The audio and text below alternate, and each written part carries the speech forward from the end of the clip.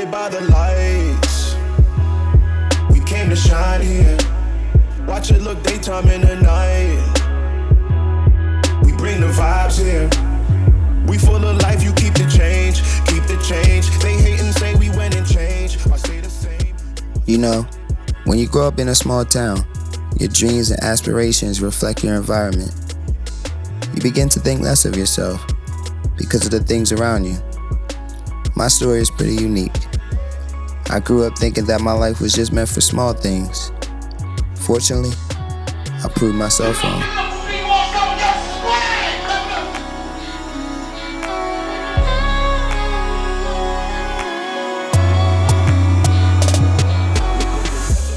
Fast forward to today, after the MTV show contract, hit songs, and millions of followers, I still will never forget where I came from. I grew up in Kent County, Maryland. Some people call it Kent County. It's my home. It's the start of my story and how I choose to give back to my people. This is my story.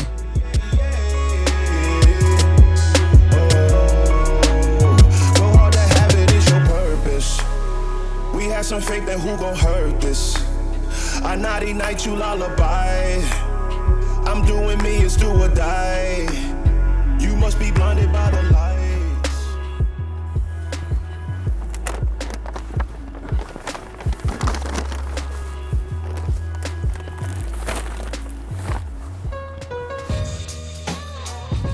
Alright, so this dude right here, this is John Queen. Growing up, he always had my back. When I set out to give back to my hometown, he was the first person I thought of. He runs a nonprofit called the Bayside H.O.Y.A.S, and its impact in our community is deep.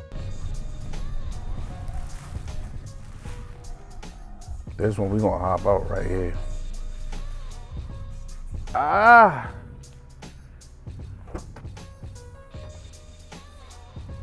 Jeez.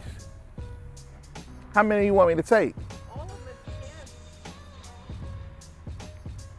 if you can, I can get rid of it. Yeah. And I can come back tomorrow for sure and get some as well.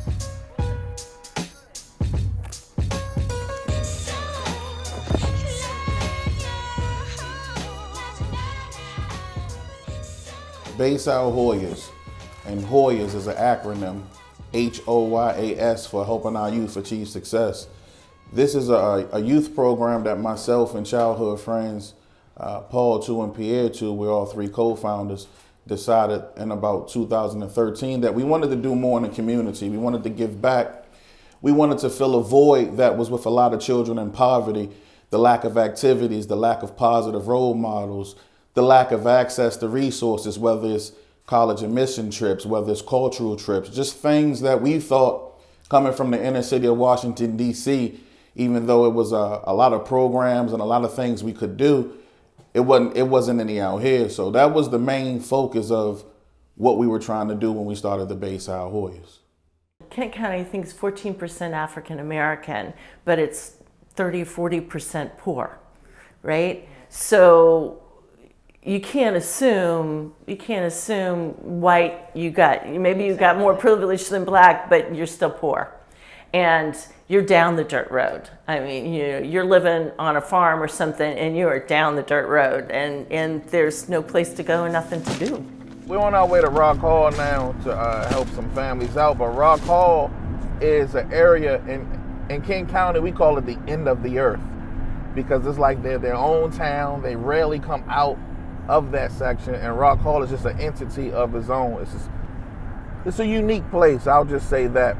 So it's a lot of poverty down here, and it's also one of the places where the opioid and heroin epidemic and fentanyl epidemic kind of hits in Kent County. Rock Hall is one of those places where a lot of drug addicts go to get drugs and use drugs. Well, it's a small town. There's not a lot of things to do. If you're underage, well, there's a lot of drinking going on, right? And if you're underage, that's what they say, The only thing to do is to have sex and do drugs. It's very bad. I know 3 people this summer who lost loved ones from different socioeconomic backgrounds. There was some bad stuff that came into town and people were dropping. It was awful. I got 2 bags for you and I got a case of grapes. Okay.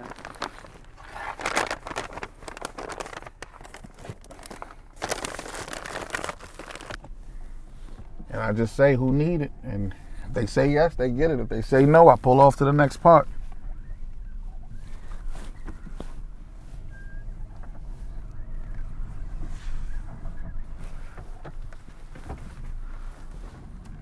And this section right here is a real poverty-stricken area. Like, they doing bad back here. It's because it's a culture shock when you come here from other places, especially for me coming from the inner cities of Washington, D.C. It's a shock. One of the things that's in your face, but it's undertones of it, is the racism. It's very prevalent here. And if anyone checks the research of the Eastern Shore, mainly Kent County, where the Underground Railroad actually traveled through, it's a lot of history of good and bad. But a lot of the bad has carried on for generations. So we have that line of racism. We also have a line of, not a line, it's a big pool of poverty here. This is a place where you either have or you don't. There's no gray area. A lot of people come from other places here to retire. So this county caters to a 65 and older demographic. And a lot of times the people who can retire are well-off white folks. So you have a whole demographic, 40 and under, that are not able to do anything with life. Even like sometimes you talk to some of the younger kids, they feel like, look, I feel defeated, I feel hopeless. There's nothing I can do. I deal with discrimination, racism, bullying. I'm in poverty. I'm not getting a quality education, no social activities. These were all voids that we've all seen as an issue. And then when you come here, you sit back and you don't want to just come in and put yourself in the fire. You kind of want to watch from the heat a little bit. While when it get warm, you want to see what's going on. But we've noticed, and this is how we excel as H.O.Y.A.S, there were never any solutions that were actually being implemented to the people who had these concerns. So that's when we came in and filled that void. We went straight to the people who had these problems. You're in poverty? How can we help you? You have no transportation. How can we help you? Your education is poor. How can we help you? And we just try to make those things the basis or the foundation of the Bayside H.O.Y.A.S program. What separates the Bayside H.O.Y.A.S from a lot of other nonprofits that actually engage with the community as it pertains to youth, we're not strictly about the programming and checking off a box. A lot of times programs work their 9 to 5 or 8 to 4 job, and after they punch out, they're not concerned about the youth and what they're doing anymore. One of the things we are very engaged in, I remember our first year starting, and we had like 15, 16 kids in the program already. And they used to say, y'all funny, y'all cool, we like what y'all do, but y'all not gonna last. And we was like, why would you say we not gonna last? It was like, don't nothing last around here. Everybody will do a program and have us do some things for a year or two, but after that, they fade away.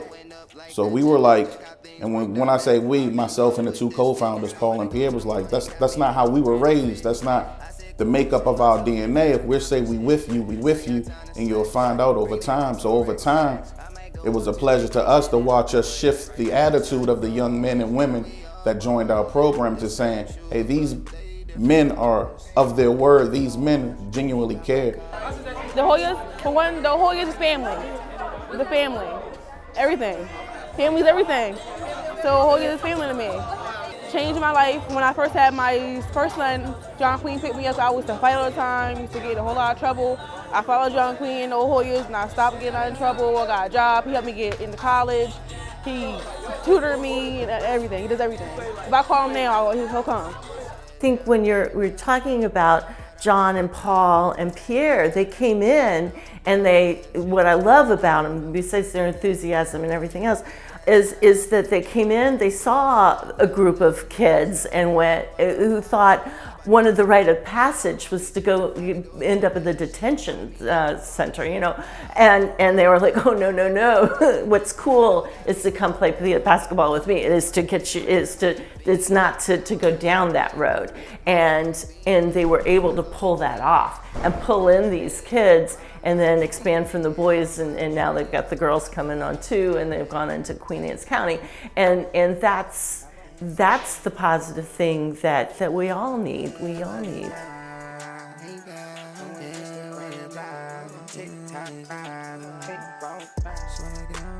Swag it on.